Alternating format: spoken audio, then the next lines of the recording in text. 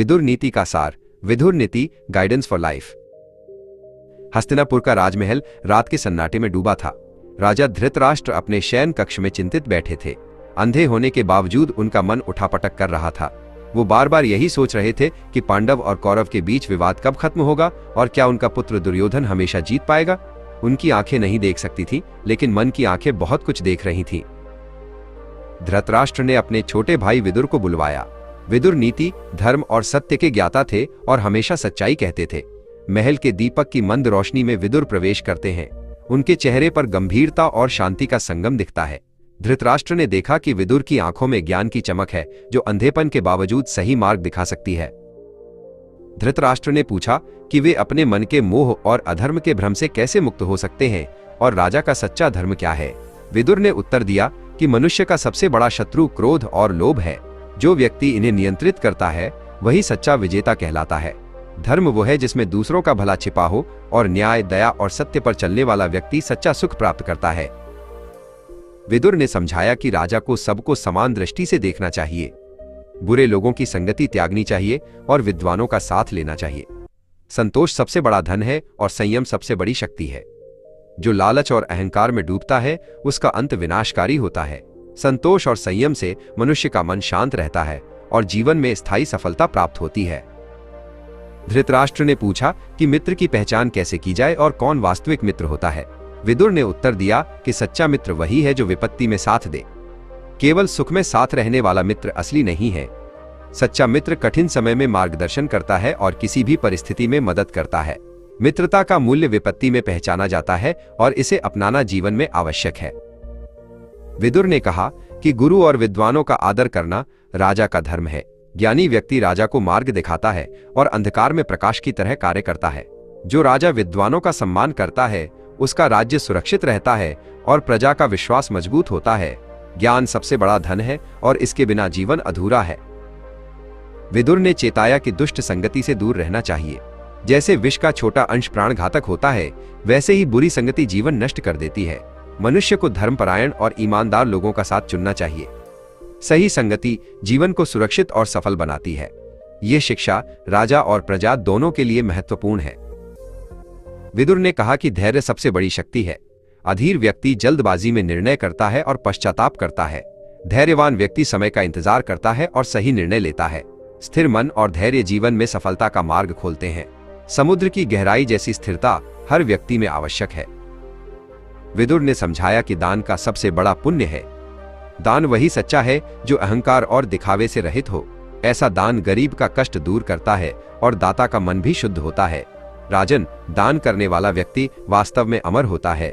सच्चे मन और ईमानदारी से किया गया दान जीवन को उज्जवल बनाता है। विदुर ने कहा कि मनुष्य को अपने कर्मों पर ध्यान देना चाहिए। भाग्य केवल मेहनत करने वालों का साथ देता है। आलसी व्यक्ति चाहे कितनी भी प्रार्थना करे, उसे फल नहीं मिलता। परिश्रम और सतत प्रयास ही जीवन में सफलता का मार्ग है। यह नियम राजा और प्रजा दोनों के लिए समान रूप से लागू होता है। धृतराष्ट्र ने पूछा, हे विदुर, स्थायी सुख का रहस्य क्या है? मैं राजा होकर भी मन की शांति नहीं पाता।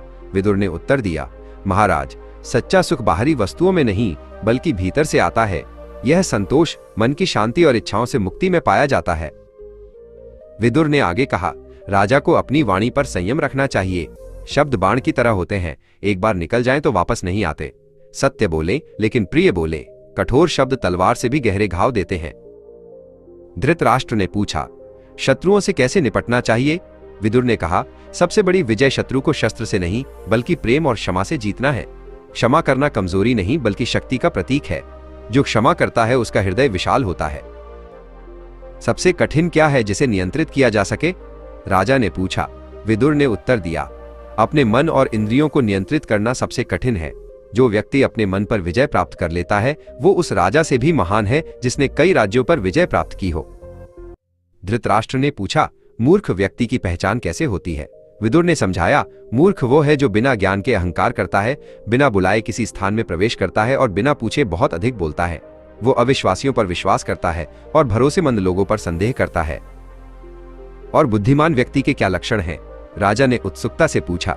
विदुर ने कहा, बुद्धिमान व्यक्ति अपनी शक्तियों और कमजोरियों को जानता है। वह ऐसा कोई कार्य शुरू नहीं करता जिसे वह पूरा न कर सके। वो बोलने से ज्यादा सुनता है और प्रशंसा या आलोचना से विचलित नहीं होता। धृतराष्ट्र ने पूछा, सच्चा धन क्या है विदुर? विदुर ने उत्तर दिया, सच्चा धन सोना या भूमि नहीं है। ये अच्छा स्वास्थ्य, एक प्रेमपूर्ण परिवार, अच्छा चरित्र और ज्ञान है। बेईमानी से कमाया गया धन अंततः दुख का कारण बनता है। इस ब्रह्मांड में सबसे शक्तिशाली शक्ति कौन सी है? धृतराष्ट्र ने पूछा। विदुर ने उत्तर दिया, काल यानी समय सबसे शक्तिशाली है। ये सब कुछ बनाता है और नष्ट कर देता है। बुद्धिमान व्यक्ति समय का सम्मान करता है और उसका सदुपयोग करता है, क्योंकि खोया हुआ समय कभी वापस नहीं पाया जा सकता। विदुर ने आगे कहा, महाराज, सफलता चाहने वाले व्यक्ति को 6 दोषों से बचना चाहिए: अत्यधिक नींद, आलस्य, भय, क्रोध, काम टालने की आदत और निठल्लापन। जो इन पर विजय प्राप्त कर लेता है वो कुछ भी हासिल कर सकता है। एक राज्य की नींव क्या है? राजा ने पूछा। विदुर ने कहा, न्याय किसी भी राज्य की नींव है। एक राजा जो अन्याय करता है वो अपनी प्रजा का विश्वास खो देता है और उसका राज्य नष्ट हो जाता है। न्याय को एक संतुलित तराजू की तरह निष्पक्ष होना चाहिए।